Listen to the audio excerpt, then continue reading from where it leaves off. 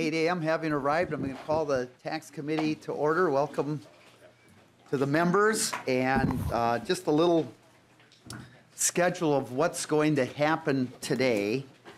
We are not going to move House File 2125 today, so this is going to be informational. We'll move it tomorrow because tonight we do have two bills yet to hear.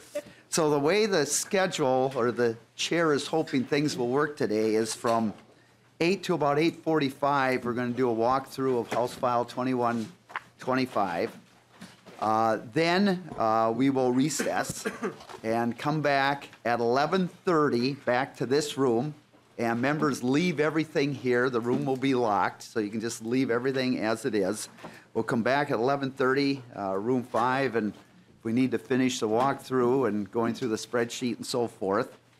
Hopefully, we've got the room here until 2:15. Then we will recess again and come back at 4:30, also in this room, room 5, and we'll take up then the E12 bill and the Jobs and Energy bill. So those are, so that's kind of the schedule for today. And before we start, we do, and we also have a quorum. So before we go any further, let's, Representative Les Lagarde moves the approval of the April 4th, 2019 minutes. Any discussion on that? Hearing none, I'm going to call for the vote. All those in favor of the April 4th, 2019 minutes, please say aye. Aye. Those opposed say nay. The motion does prevail and the minutes are approved. And before we start things, I really want to offer a huge thanks to staff.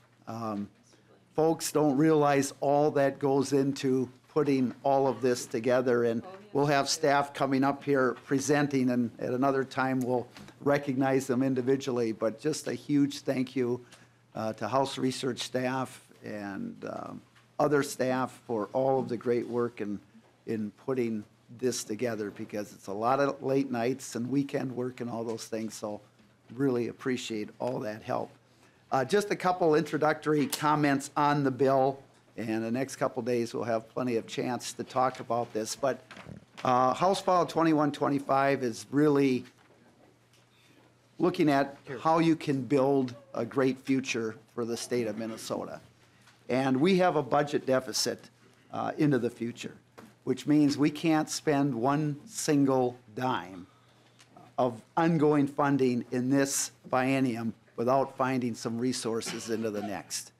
And so what this tax bill does is really provides that foundation to be able to invest in those very important services like education, where we can build a strong workforce, where we can see that we can get everyone health care, we can help freeze tuition in our colleges, we can continue to keep this a safe and strong state. That's really what this bill provides for. And how we get there really is by looking at creating a system that is more fair and one that levels the playing field for our senior citizens and our working families and our farmers and our small businesses. And one of the ways we do that in creating that fairness is looking at bringing back overseas dollars that corporations have in tax havens and other areas, and bringing those dollars back to Minnesota. That's a big focus in the fairness. And we really need to do that, because if we don't do that and bring those dollars back, other businesses pay more, citizens in Minnesota pay more in taxes, and we can continue to struggle to find those important dollars for education and health care and public safety. And third, this bill is real tax reform. One of the major components of the bill is matching up with the federal standard deduction of $24,400. That will cut taxes for about 2/3 of Minnesota tax filers, and also make the tax filing much simpler and a lot easier for taxpayers to navigate through a very complex tax code. And the statistics are about a little over 92% of all filers, if this was to become law, would file by standard deduction, which is crucial. And finally, last night, just a few miles away from here, Virginia ended up winning the national championship. And one of the major goals of this bill is that we can provide the funding for education. In fact, the amount of revenue that is raised in this bill goes right to education, higher ed. It matches up. And I'm hoping that what this bill does is allows for every kid, every student in this state, no matter who you are or where you come from, will have the opportunities and support to be able to walk up the steps of that ladder and cut down the nets to signify their success and their achievement like Virginia did last night. That's really the goal of what we're trying to do with this tax bill and with the state through the budget. So with that, we're going to do a kind of a walkthrough. And Mr. Williams and Mr. Clayman, and I think we're going to go through kind of the highlights rather than every single section. So members, if you have a question, maybe just stop as we kind of go through, or allow a section to be finished and then we can go through. But unless there's objection, I would like Mr. Clayman, Mr. Williams, just to kind of go through the highlights of each of the articles and so forth. So with that, whoever wants to start, Mr. Clayman. Mr. Chair, for the record, Chris Clayman with the House Research Department. Starting with Article 1, this is the federal conformity article. This is the state response to a number of tax changes that occurred at the federal level, the most significant of which was the Tax Cut and Jobs Act that was passed by Congress in late 2017. There were a few other tax changes at the federal level since that time. There was the Bipartisan Budget Act of 2018 and the Consolidated Appropriations Act of 2018. There was also the Disaster Tax Relief Act that occurred before then as well. The most important change was the TCJA and the BBA, which was enacted in February of 2018. The BBA was the basic federal extenders package that Congress does every year or so. And those typically expire every year, and they're extended for another 1 or 2 years at a time. One of the most significant BBA extenders was for the tuition and mortgage insurance premium, the exclusion of discharge of indebtedness income of a principal residence. So this would be short sales. Various depreciation rules. Note of clarification on the bill summary.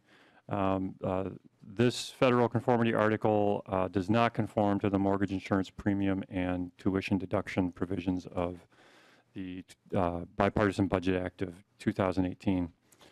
There are a number of changes in the Tax Cut and Jobs Act, the TCJA. It would be obviously too long to go through a list of all those changes that are made by that act. But this article does conform to many provisions of the TCJA. Some of the major changes I'll go through right now. One of the first is the expanded Section 179 expensing and depreciation rule and bonus depreciation rules. This bill conforms to the Section 179 deduction fully. The bill eliminates the 80% add back for that deduction.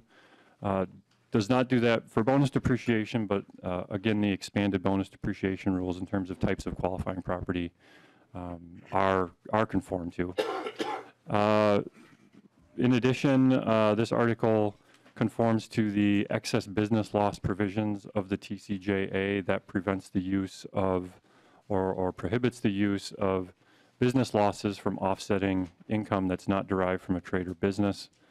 Subject to certain dollar limits and exceptions. In addition, this article conforms to the business interest deductions, which are limited to 30% of taxable income, and that's often seen as connected to the Section 179 expensing changes as well. There were changes at the federal level to the types of accounting methods that certain taxpayers could use. There is expanded authority to use cash basis accounting under the TCJA in this article.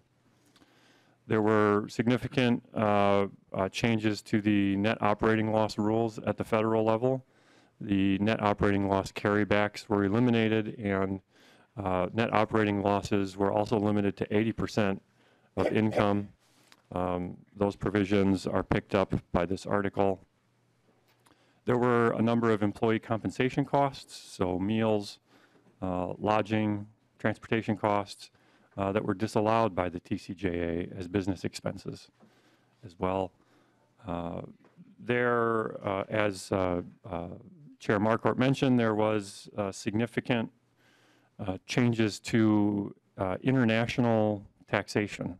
There were really two key provisions in the TCJA with regard to taxation of foreign income. One was what's called the deemed repatriation provisions, and also the provisions relating to global intangible low-taxed income.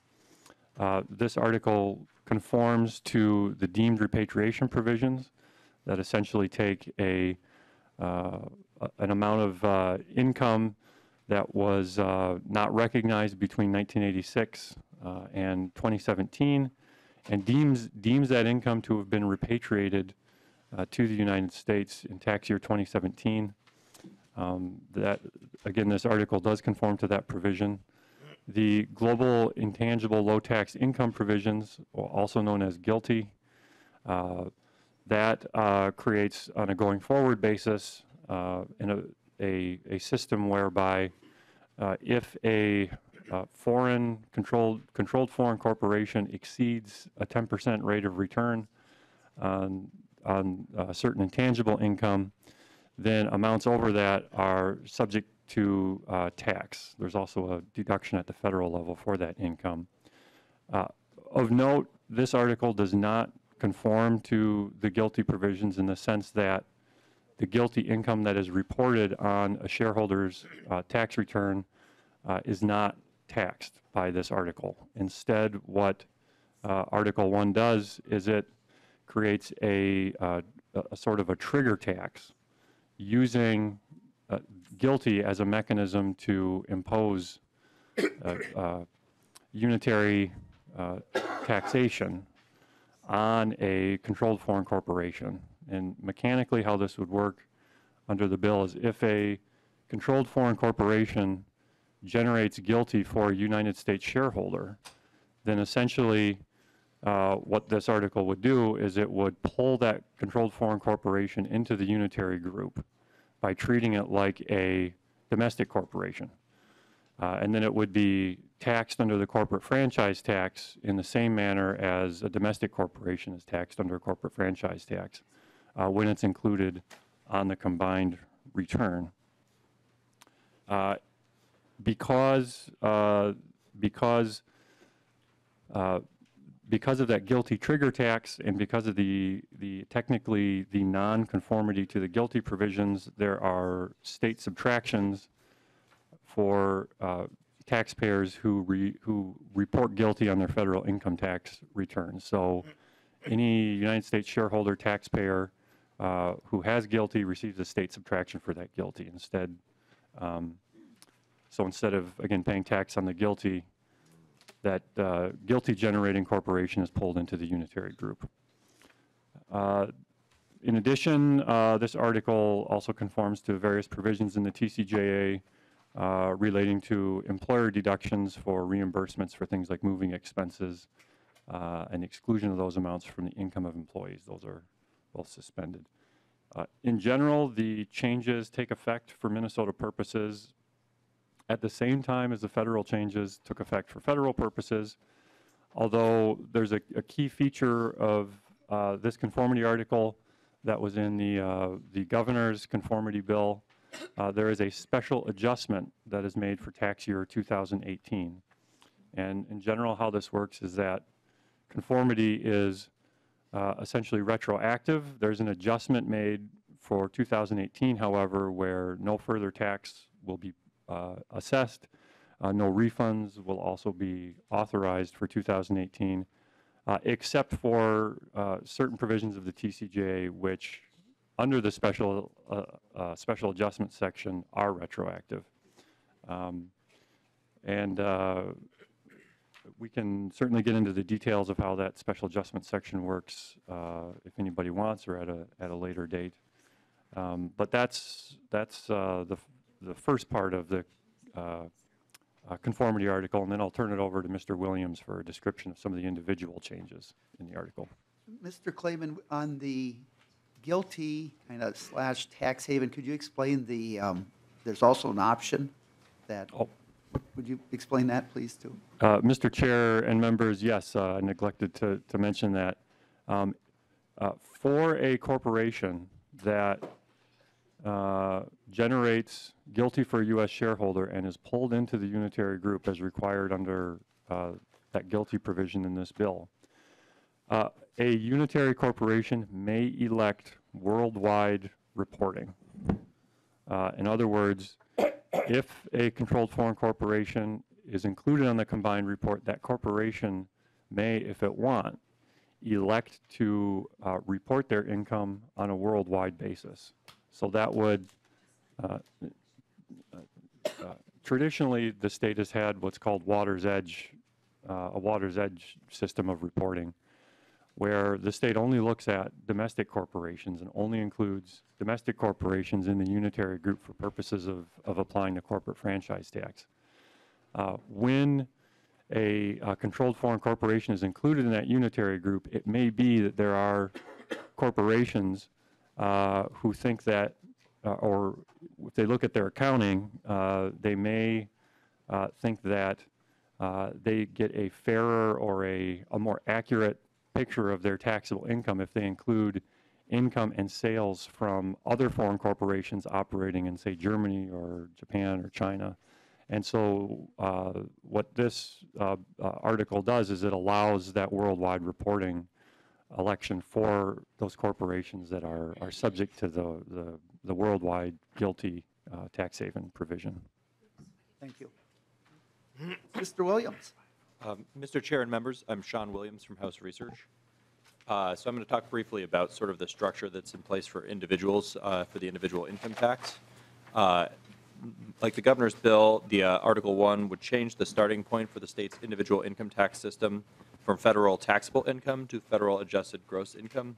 The main effect of this change is that itemized deductions, the standard deduction, exemptions, those were previously sort of baked into federal taxable income, but they're now going to be a matter of state law and state rules.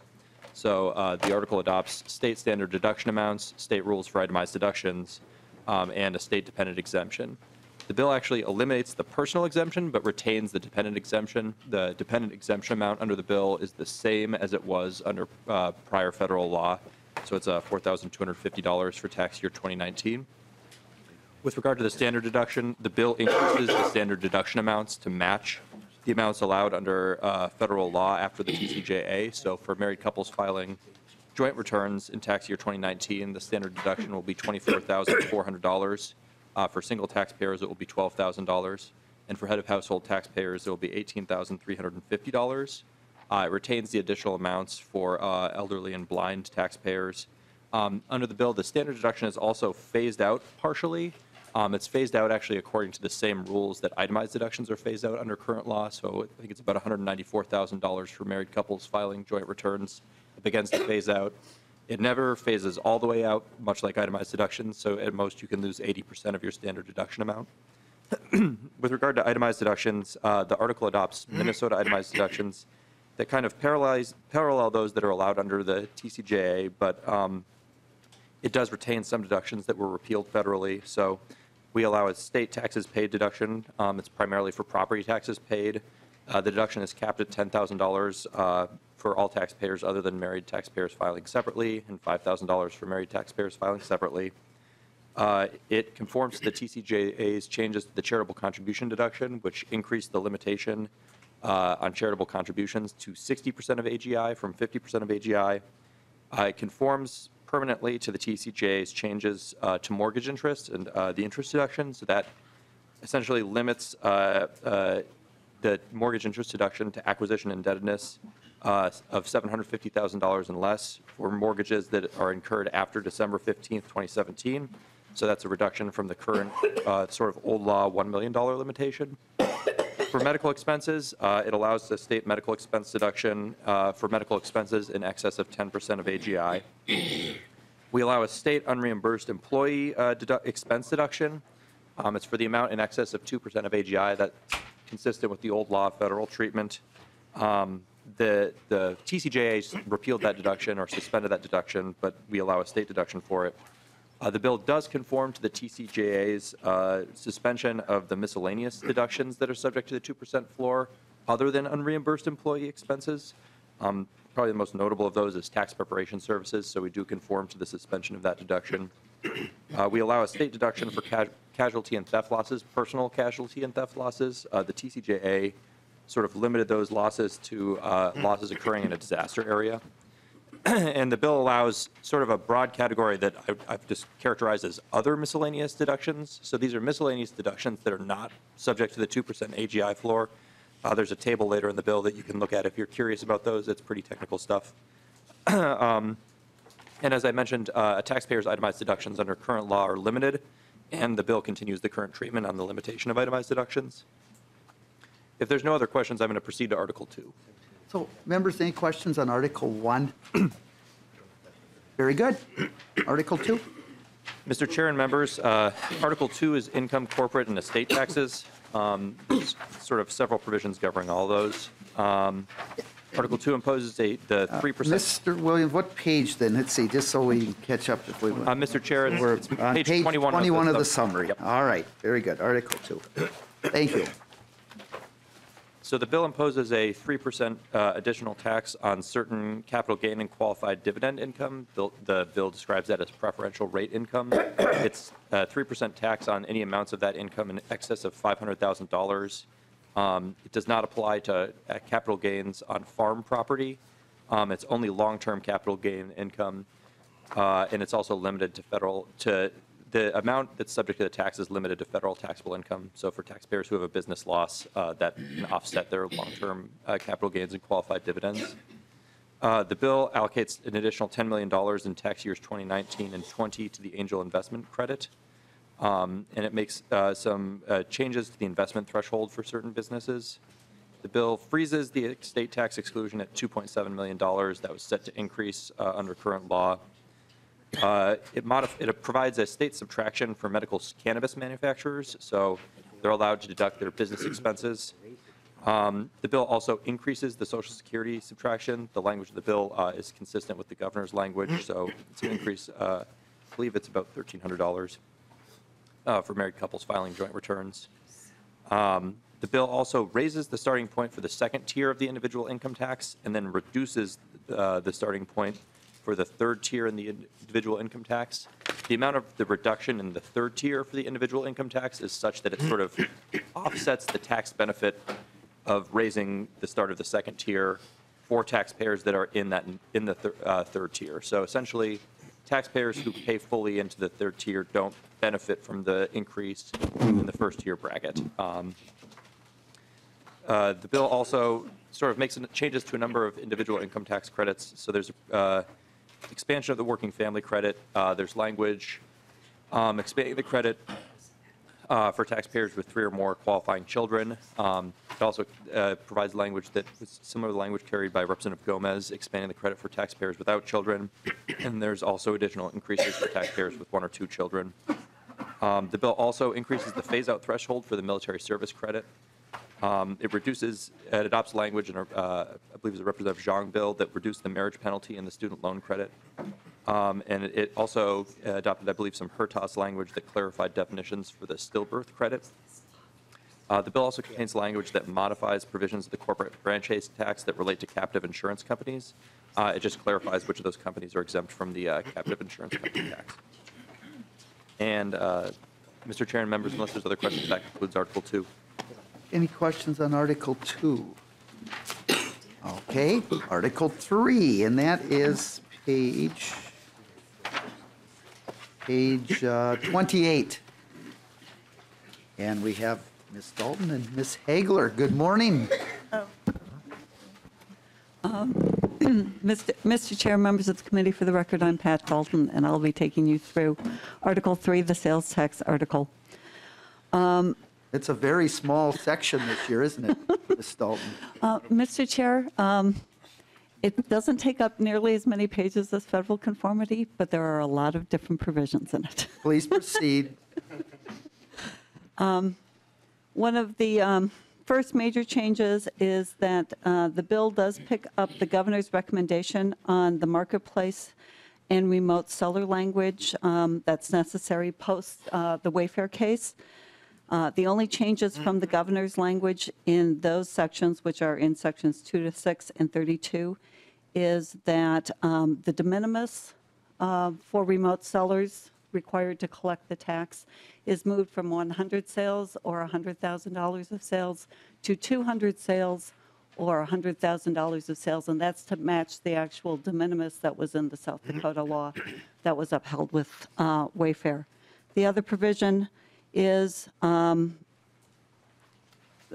duty to collect is imposed on all marketplace providers for sales that they facilitate. There had been some language in the original bill that was passed in 2017 that allowed retailers and marketplace providers to opt out if the retailer was registered to collect. We're adding language that says not only must the retailer be registered to collect, but there has to actually be an agreement between the retailer and the marketplace provider that the retailer would collect on those sales facilitated by the marketplace provider. Otherwise, the burden falls on the marketplace provider. The other part of the governor's language that we picked up is their provision for data centers. Essentially what this does, it reduces the computer software exemption from the current 20 years to 5 years or July 1, 2019, if that is more than 5 years. For computer software sales that were purchased prior to July 1 of this year, the definition is narrowed, so it does not include users, software that is pushed out to users. For software sales after July 1 of 2019, the software where they hold the license in the data center but then push the software out to the users, that would be included in the exemption, but the exemption will only be for 50% of the tax paid on that software. And that is the governor's provision. The bill also provides for a number of construction exemptions that were heard separately for local governments for Monticello, Inver Grove Heights, Minnetonka, and Mendota Heights fire stations, the Minneota School, the Dakota Law Enforcement Center, the St. Louis Park Interpretive Center, and the Elko New Market Water Treatment Facility. It provides the Melrose and Mazeppa exemption, construction exemptions for fires. It provides a number of exemptions for nonprofit entities. It has a exemption for prizes purchased by charitable gambling, the exemption for firefighters and ambulances and firefighting equipment that was purchased by the state. It has the exemption for Farm America, exemptions for both the Thaler and the International Ice Arenas. It has an exemption for county fairs with the provision that the saved revenue from that county share exemption is used to maintain the county fairgrounds. It has an exemption for prepared food for youth prize and other summer youth food programs.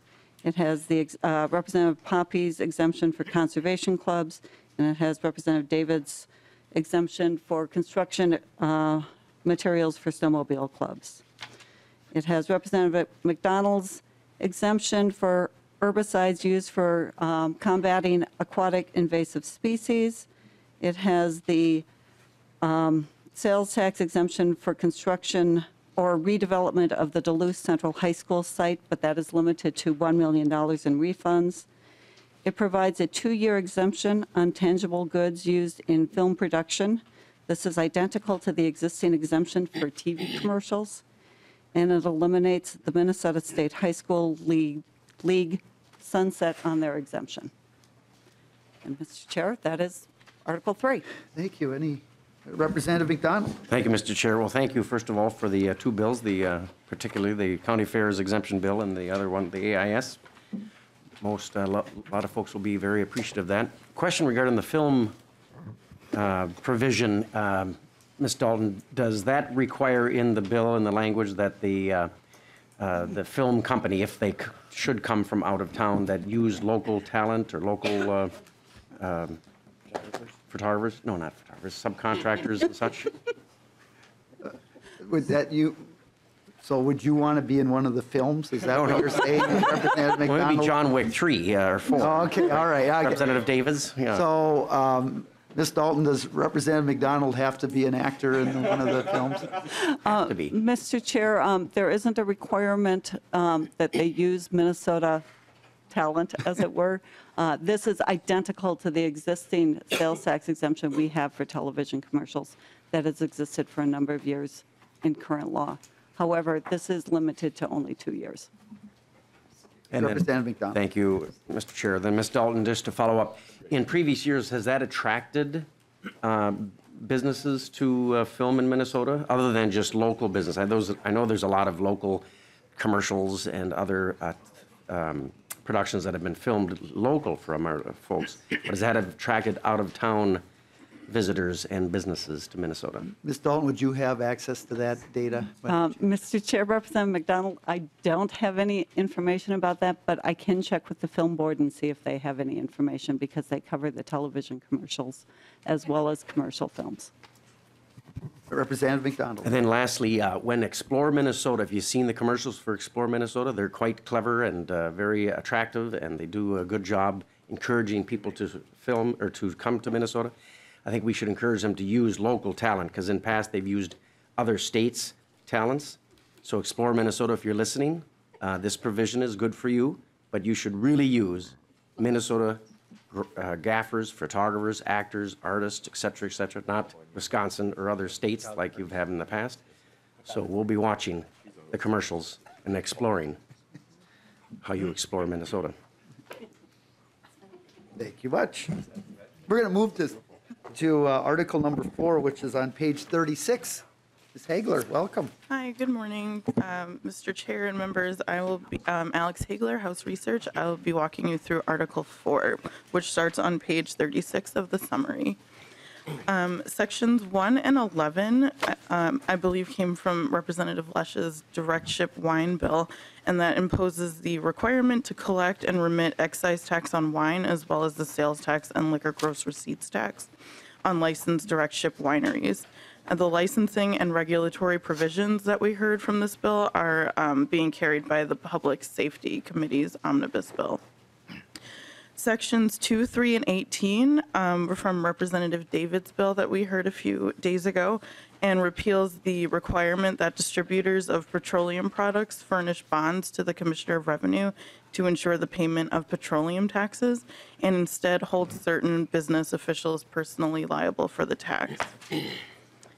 Sections 5, 6, and 7 all come from Article 5 of the Department's Policy and Technical Bill, and these provisions have not been changed. These sections clarify the definitions of tobacco products, nicotine solution products, and wholesale sales price to specifically include vapor products. Section 8 came from the Governor's Bill that reinstates the annual adjustment to the cigarette excise tax. Sections 9 and 10 remove obsolete language regarding discounted cigarette stamps.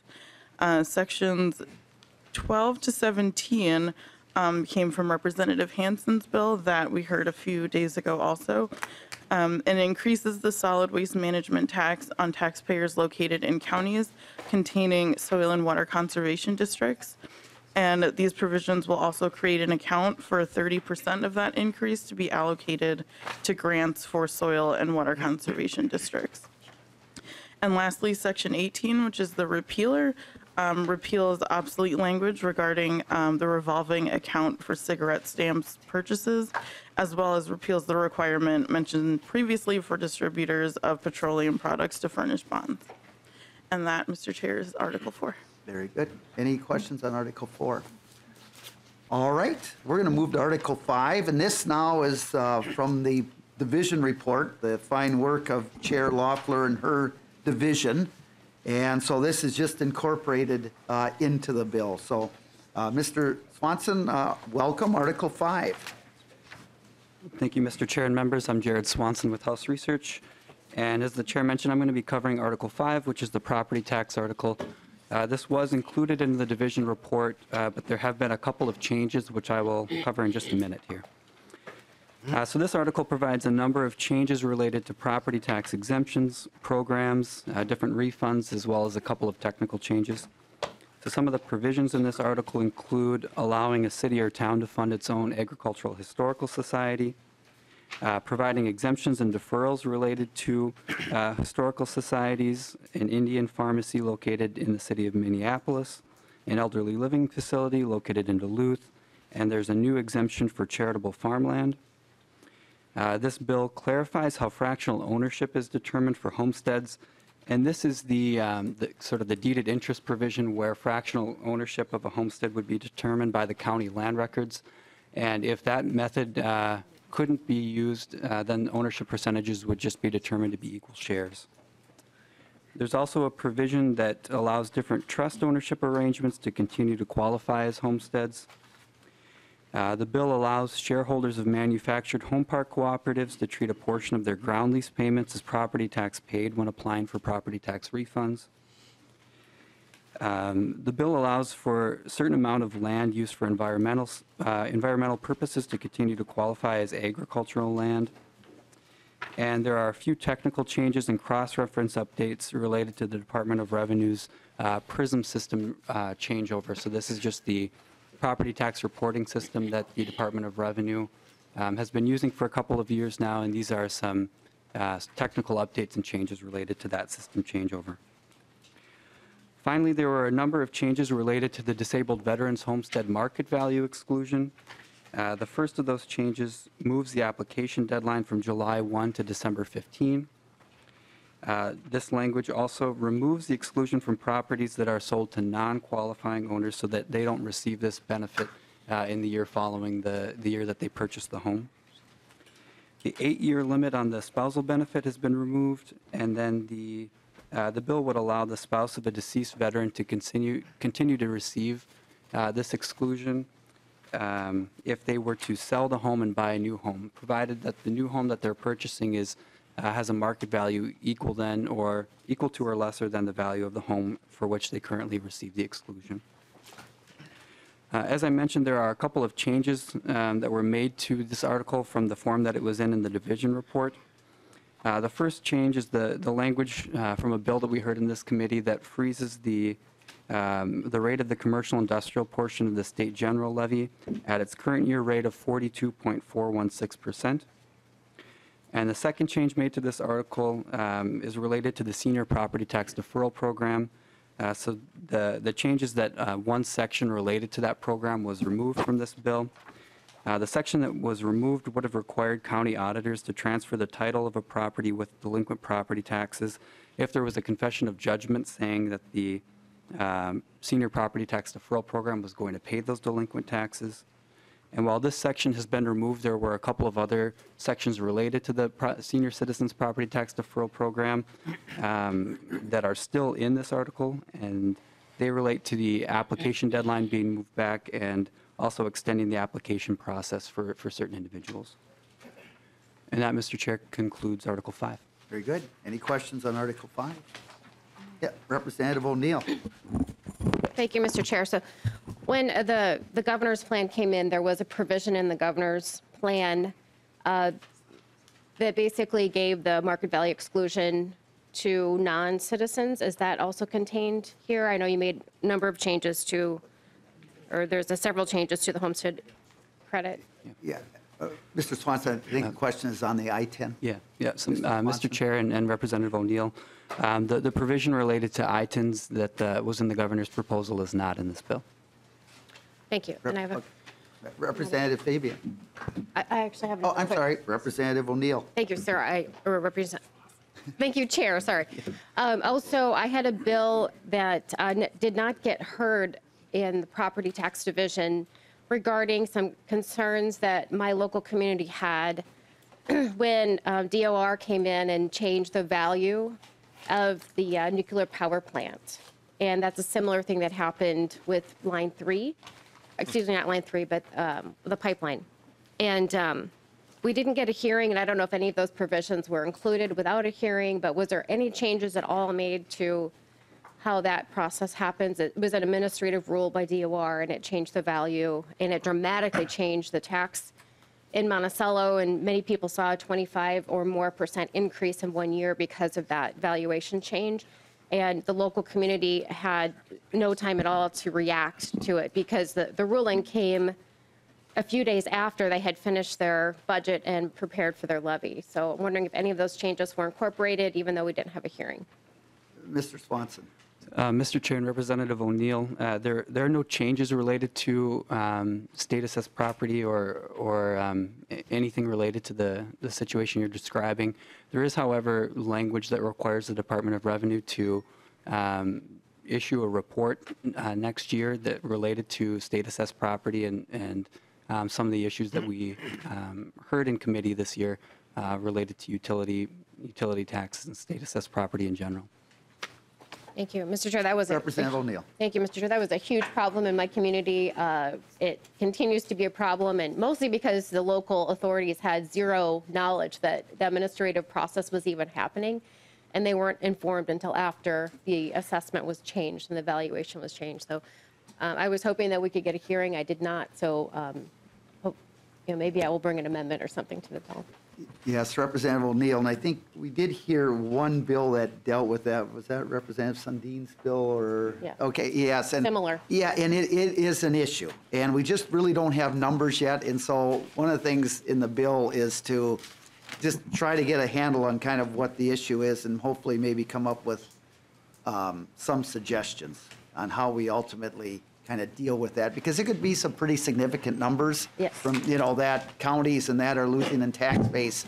And we just got to know before we start doing things what that's going to be. But we know it's an issue, and I appreciate you bringing that up. Well, thank you, Mr. Chair. It is a huge issue, and I think it's only going to be a bigger issue as we move forward, as the utilities have been successful with the administrative process through DOR. So instead of going to tax court where everything is open and transparent, they were doing an administrative process where it's not. And that's where the problem came in, because they could just go to tax court and work it out there, but they chose not to. So, and I'm not questioning the valuation, because obviously it's been inflated for a long time, but the problem is the lack of transparency and the local authorities not being able to react quickly enough, and the local people with a large tax increase in 1 year. So thank you, Mr. Chair. I appreciate your work on that as we move forward. Thank you. Representative Fabian. Thank you, Mr. Chair. Well, Representative O'Neill kind of talked to what I wanted to talk about, and similar to the conversation we had yesterday, I appreciate the fact that there's a report in here, but I think there's a lot of, and I hope that the report actually gets to something, but in the meantime, here we all sit kind of wondering what's going on. There's a lot of anxiety in a lot of areas of the state where there's a lot of the regulated utilities. For example, just in eastern Roseau County, we have 3 major transmission lines coming down from Manitoba Hydro. And the western part of the district that I represent, we've got gas pipelines. Well, actually, we have them in Roseau County, too, in eastern Roseau County. And then also the Enbridge pipelines and others. And I mean, after the dust kind of settles around what we're doing right now, and I don't know if it'll ever settle, I would encourage you to have a conversation with the property tax chair and have some sort of a informational hearing so that we as legislators can maybe get ahead of the report, to find out what's going on and why it's going on, and what changes can be made, because the situation is creating just a tremendous amount of uncertainty for school districts, townships, counties, cities, and we need to get out ahead of this somehow if we can, and I appreciate you listening to me yesterday, and I appreciate you listening to me today, but I really think that would be in the best interest of everyone if we could just kind of have a conversation here and maybe move on from there. Representative Fabian, we'll see if we can do that, just if time allows, so thank you. And then I do have a question about the bill. About this article? Or, Yes. Okay, please proceed, Representative Fabian. Thank you, Mr. Chair. So just help me out with the charitable farmland stuff in Section 10. Can someone explain that to me? Mr. I Swanson. don't know why that caught my eye, but it did. Yes, Mr. Chair and Representative Fabian, so this charitable farmland provision would allow property that is currently exempt, that is owned by either a house of worship, a public hospital, or a cemetery association, to use a portion of their land as farmland, and then use the proceeds of the agricultural products that are raised on that farmland, sell them, and use the proceeds to support the mission of either another public hospital, cemetery association, or house of worship. Representative Fabian. Thank you, Mr. Chair. So was this the bill that we heard, or, I'm sorry, we've heard a lot of bills. Yeah, well, this would have been, Mr. Swanson, this would have been in property taxes. Okay. So this was heard, I can't remember. It was, okay. Yeah, it was in Representative Drazkowski in House File property tax. 2620, I hear, Representative Drazkowski. All right. Very good. Anything, Representative Fabian? Thank you, Mr. Chair. And just finally, and it's strictly limited to these three categories, I'll say, of nonprofits, correct? Mr. Swanson? Yeah, Mr. Chair and Representative Fabian, that's correct. All right, thank you. Thank you. Representative Chair Davids? Well, thank you, Mr. Chairman. Congratulations on you presenting your omnibus tax bill. There are some very, very good things in here, and I appreciate that. And there's also some things that I have concerns about. But at the beginning of the hearing, you stated that we are in a deficit and can't spend a new dime without new resources, which I believe means tax increases. I think there is another way, and it's been all over the news the last year or so here through legislative audit reports showing that there are hundreds of millions of dollars of waste and fraud that we could get our arms around and bring that in, which would help K-12 education. And it just seems that the minority in the House and the legislative auditor has identified it, but it seems like the majority has chosen to ignore it. And so in the bill that's presented here, there are massive regressive tax increases, if you also include, of course, the healthcare access fund and the gas tax, which I realize are not in here, but they are the total summation of taxes in the state. So congratulations on getting your bill out here, but I do believe that there are other ways to raise money without going out and collecting from hardworking Minnesotans. We can take one more on the list, then we're going to have to recess. Representative Gomez. Thank you, Mr. Chair and members. I just want to clarify that the Office of the Legislative Auditor's report found that the news report on Fox News about $100 million of CCAP fraud was found to be unsubstantiated and not supported by the evidence. Thank you. Okay. We are going, Well, Mr. Chair, Chair that's Davids. one report. If you look at many legislative audit reports, there's hundreds of millions of dollars out there that we just seem to want to ignore. I wasn't referring specifically to that report. we will have plenty of time to discuss all of this tomorrow. So, members, we're going to recess at this point. We'll come back at 11:30 in this room, so you can keep everything right there. We'll kind of halt at this point. But also, on the bills we have tonight at 4:30, the E12 and Jobs and Environment, or Energy, we're just going to focus on, with kind of tradition of the past, just as much as we can, the revenue and tax portions of the bill. So we're not going to be talking education policy, I hope, too much tonight. So with that, All tonight. with that, members, we are recessed.